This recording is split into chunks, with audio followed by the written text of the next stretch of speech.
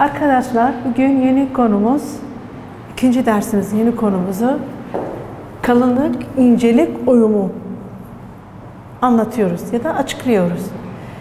Kalınlık, incelik uyumu nelerdir? Tanımı olarak diyelim önce. Türkçe'de bir kelimenin ilk hecesinde, bakın Türkçe'de bir kelimenin ilk hecesinde kalın ünlülerden nelerdir? A, I, O, U. A, I, O, U. Biri varsa eğer nelerden? İlk hecesinden, kalın ünlülerden o sesler biri varsa ondan sonra gelen hecelerde de kalın ünlüler yer alır. Bakın ne diyor? Türkçe'de bir kelimenin eğer ilk hecesinden kalın ünlülerden A, I, O, U biri varsa ondan sonrası gelen ne? Gelen hecelerde de kalın ünlüler ise yer alır. Yani ilk hecedeki ünlü ince ise eğer, ilk hecesindeki ünlü ise mesela E, İ herhangi bir harflerden birisi. E çıkarsa İ, olursa Ö, Ü, sonra gelen ünlülerde ince olur. Sonra gelen ünlülerden ne olur? İnce olur. Bakın bu kurala büyük, iki kitaba yazdım. Büyük uyumu. Büyük ünlü, büyük uyumu nelerdir? Örnek, bakın gösteriş, örnekler nelerdir? Gösteriş, sorumluluk, derinleşmek, korkusuz, korkusuz. Bakın ne dedik biz? Gösteriş, sorumluluk, derinleşmek, korkusuz. Bunlar bu kurala büyük uyuma nelerdir? Gösteriş, sorumluluk, derinleşmek, korkusuz. Dilimizdeki bazı ekler kalınlık, incelik. Dilimizdeki bazı ekler? Kalınlık, incelik uyumuna uymaz. Neden? Anlatıyoruz birazdan. Neden dilimizdeki bazı ekler ince ve kalınlık uyumuna uymaz? Bakalım bu ekler şunlardır. Hangi eklerdir? Şunlardır. Bakın ki, ken, leyin, yor. Bunlar nedir dedik? Bu ekler kalınlık, incelik uyumuna uymaz. Nelerdir? Ki, ken, leyin, yor, daş, mıtrak, gil. Kurala uymaz. Bakın örnek isterseniz aşağıdaki örneklerden açıklayayım size. Bakın akşam ki, gördünüz mü? Akşam ki. Bunlar kalın, ince. Bakın kalın, incesi var mı ya? Bu dilimizdeki bazı ekler nelerdir? İnce ve kalınlık uyumuna uymaz nelerdir? Örnekleri açıklıyoruz. Akşamki, koşarken, sabahleyin, bakın gelmiyor, bakın gelmiyor, meslektaş, yeşil mıtrak, bir de en son dayım gil. Bunlar nedir? İnce, kalın ve incelik uyumuna uymaz kelimeler bunlardır. Bakın şeyleri veriyorum, ekleri. Eklerden de tek tek örnek de verdim. Bu demektir. Ama dilimizdeki bazı kelimeler bu sefer ne diyor? Dilimizdeki bazı kelimeler Türkçe'de oldukları halde zamanla değişikliğe uğradıkları için kalınlık, incelik uyumuna Aynı dilimizdeki bazı kelimeler de Türkçedeki neleri, kalınlık, inceleri uyumuna uymaz. O da aynı örnekle açıklıyoruz. Bakın hangi, elma ve anne. Tek tek cümle veriyorum. Hangi, bakın. Hangi şu yeni biz şu an dilimizdeki önümüzdeki günde hangi kullanıyoruz biz? Eski halinde neler kullanıyorlar?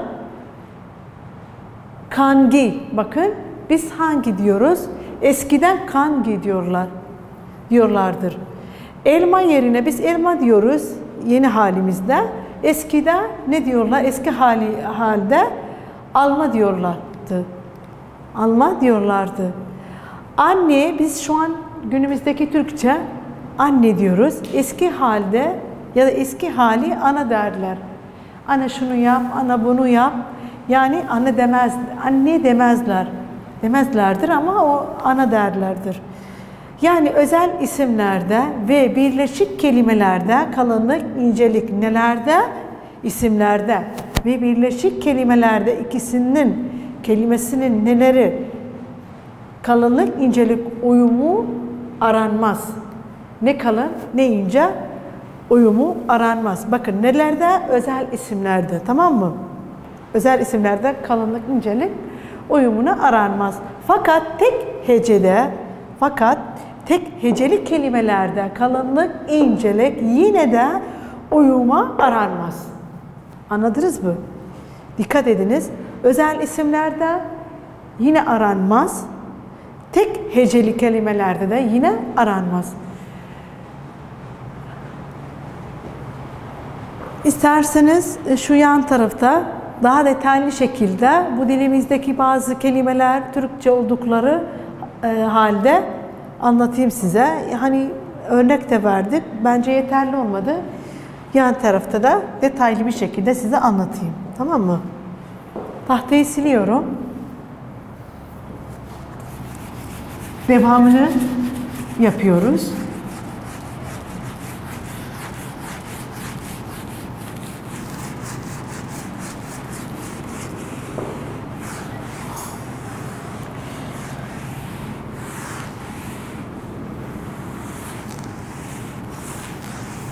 Tamam. Bakalım.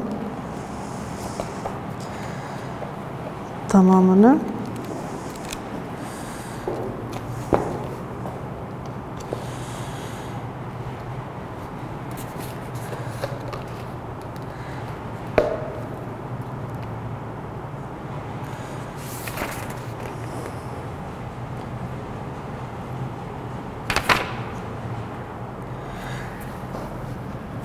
Yazım kurallarına bence bu yeterli oldu.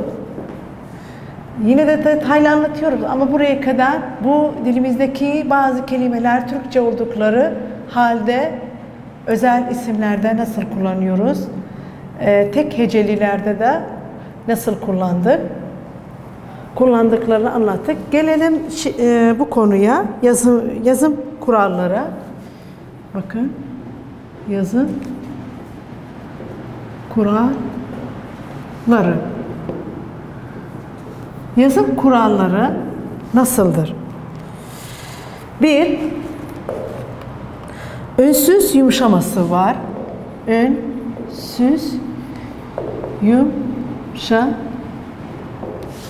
yumuşaması ne demek? Bakın. Ünsüz benzeşmesi. Ünsüz benzeşmesi ya da hepsi şeydir, büyük harfle yazalım. Ünsüz benzeşmesi. Pardon.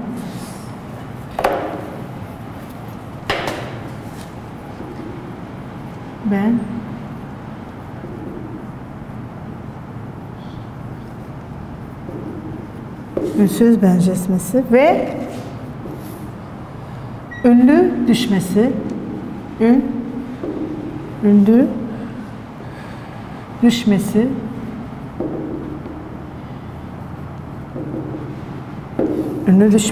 olan kelimelerin yazımı. Olan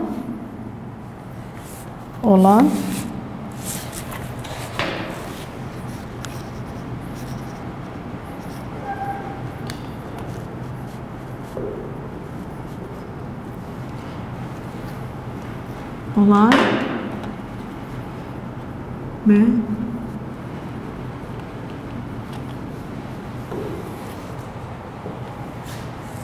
kelimelerin yazımı.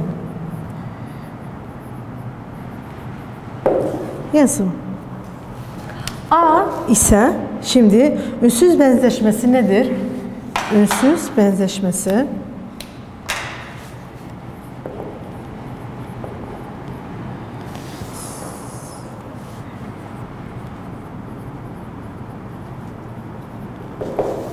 benzeşmesi yani ünsüz sertleşmesi. Ünsüz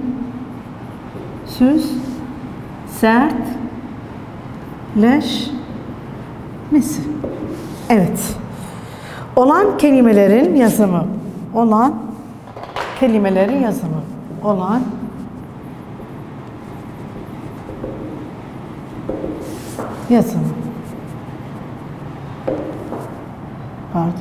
Yazım.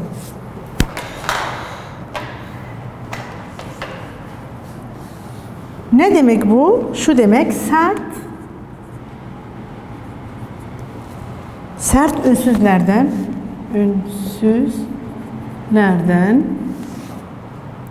biriyle biten bir sözcüğe bir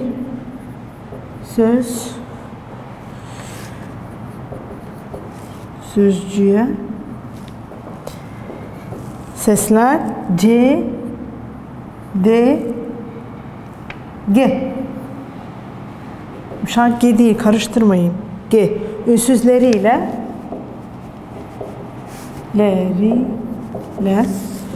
Ünsüzleriyle başlayan bir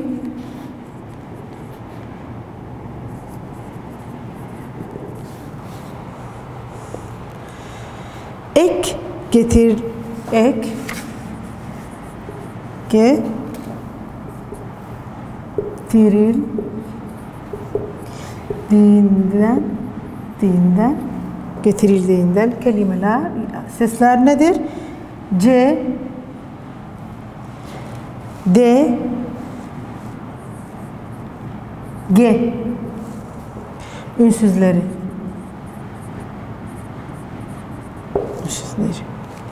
Ç, T, K, D yani C, D, G ünsüzleri Ç, T, K dönüşüyor.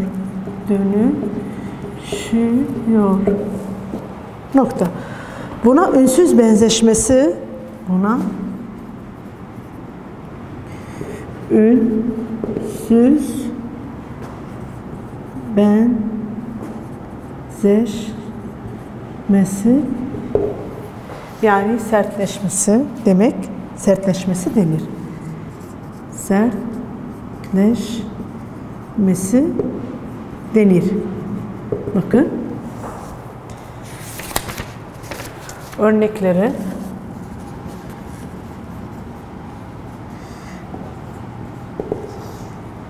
Mesela sanat.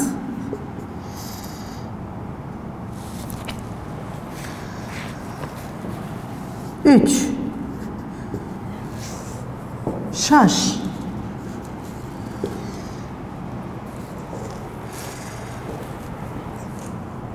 Ünsüz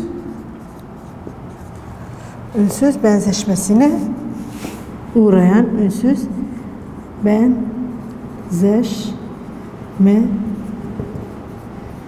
uğrayan kelimelerin kelimelerin yazımına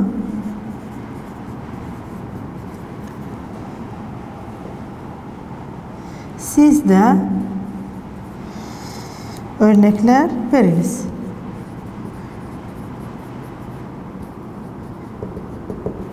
Nokta. Bu size kalan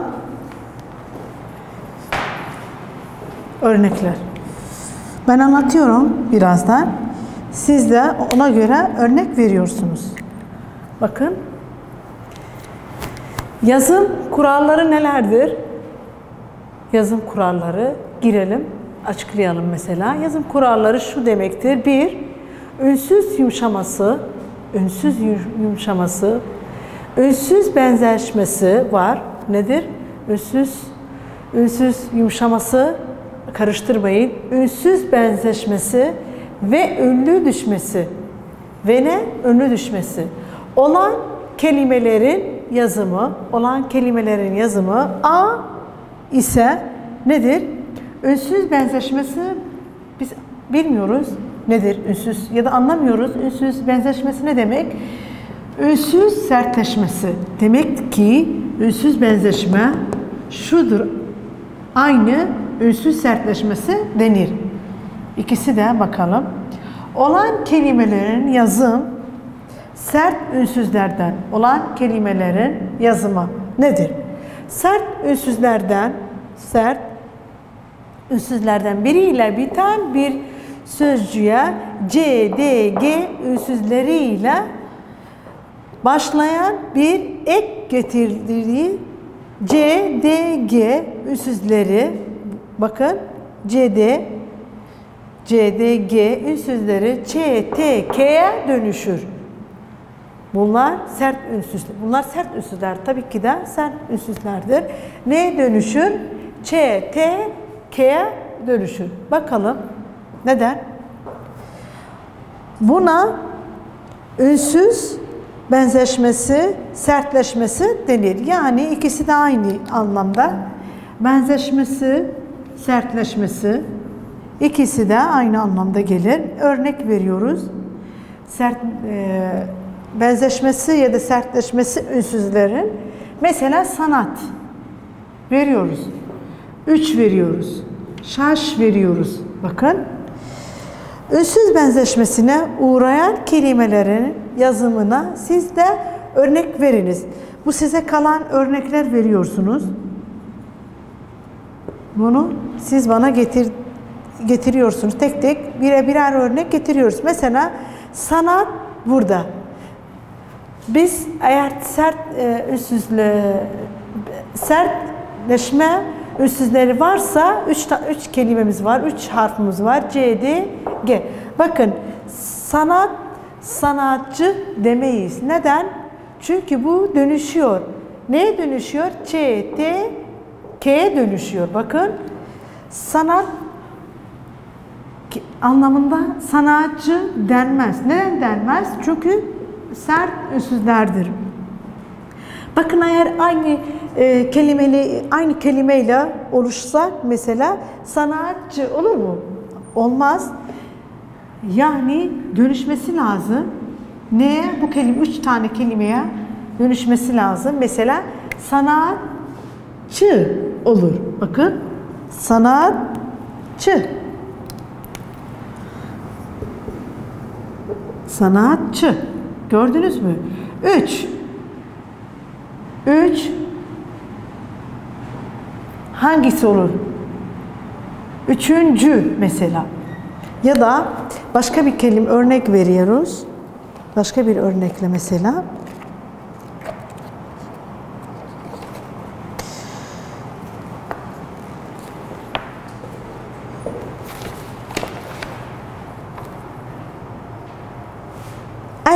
Eğer sanat olursa sanatçı biz desek olur mu?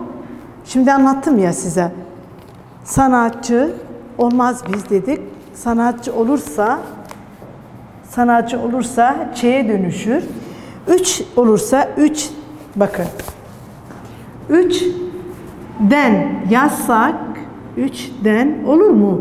3'ten olmaz. O yüzden dönüşüyor 3'ten. Bu dönüşüyor. 3'ten bakın D, T'ye dönüşüyor. Gördünüz mü? G, şaş nedir? Şaşgın. Bakın ya şaş eğer olursa aynısını yazsak şaşkın, şaşkın kalmaz. Neden? Çünkü bu neye dönüşüyor? G, K'ye dönüşüyor. Şaşkınlık olur. Ne? Şaşkın, şaşkınlık ikisi de olur. Ama şaşkın yazsak çünkü kuralımıza göre yazıyoruz. Bu G neye dönüştü? K'ye dönüştü. Şaşkın ağzınızdan çıkan düz çıkmıyor. Bakın o yüzden neden ben tanımından anlattım? Sert ünsüzlerden biriyle biten bir sözcüğe uğrayan mesela sertlerden diyelim. A. Hani biz sert bir kelimeden başlayan bir ek getirilirdi. C, D, G ünsüzleri Ç, T, K'ye dönüşüyor. Neye dönüşüyor? 3 tane kelime, yukarıdaki 3 tane kelimeler Ç, T, K'ye dönüşüyor. Buna ünsüz benzeşmesi, yani ünsüz benzeşmesi demek sertleşmesi denir. Ben 3 tane kelime örnek verdim. Ünsüz benzeşmesine uğrayan kelimelerde yazımına siz de örnek veririz, tamam mı? Birer birer örnek aynı benim gibi veriyorsunuz. Mesela sanat, eğer dersek sanatçı olmaz, tamam mı? Neye dönüşüyor? Sanatçı. 3'den olur mu? Kendisi yukarıdaki D ile varmış. D'yi dönüşüyoruz T'ye. Şaşgın olur mu hiç? Olmaz. Ve G dönüşüyor K'ye. Şaşkın. Şaşgın ağzımızdan çıkan kelime de aynı ağzımızda da uymaz.